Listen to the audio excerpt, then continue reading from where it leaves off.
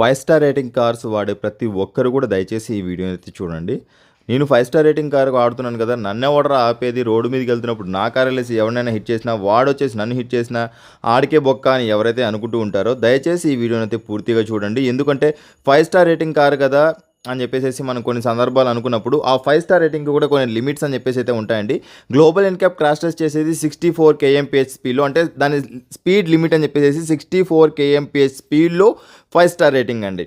అంటే మీరు 100 వెళ్తాను, 150 వెళ్తాను, 250 వెళ్తానంటే అక్కడ 5 స్టార్ రేటింగ్ అన్నది అయితే వర్క్ అవ్వదు.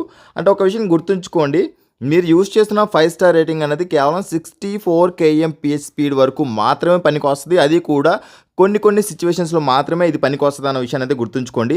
అండ్ మనం ఏం చేస్తుంటామంటే రఫ్ అండ్ టఫ్గా వెళ్ళిపోయి ర్యాష్ డ్రైవింగ్ చేసేసి, ఈ మధ్య అడాస్ వచ్చిన తర్వాత స్టీరింగ్ని వదిలేసి పక్క సీట్లోకి వచ్చేసి స్టోరీస్ని చేయడానికి, రీల్స్ని చేయడానికి రకరకాలుగా అయితే చేస్తుంటారు. ఇక్కడ చూడొచ్చు మీరు XUV 300 యొక్క పరిస్థితి ఎలా అయిపోయింది. 5 స్టార్ రేటింగ్ కార్ అండి. అడల్ట్ ఆక్యుపెంట్ కోసం 5 స్టార్ రేటింగ్, చైల్డ్ ఆక్యుపెంట్ కోసం 4 స్టార్ రేటింగ్ కార్.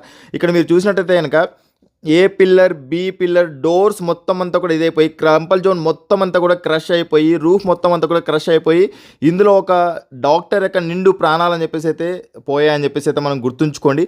అంటే మనం ప్రయాణిస్తున్నప్పుడు ఆ కారు 5 స్టార్ రేటెడ్ కారు కదా, నన్ను కాపాడుతుంది కదా అని ఎవరైనా అనుకున్నట్లయితే కనుక కొన్ని సిచ్యువేషన్స్లో మాత్రమే, కొన్ని పారామీటర్స్లో మాత్రమే మీరు డ్రైవ్ చేస్తున్న విధానం బట్టి ఆ 5 స్టార్ రేటింగ్ అన్నది మారిపోతూ ఉంటుంది. సమ్టైమ్స్ 4 స్టార్ అవుతుంది, 3 స్టార్ అవుతుంది, 2 స్టార్ అవుతుంది, 0 స్టార్ అవుతుంది.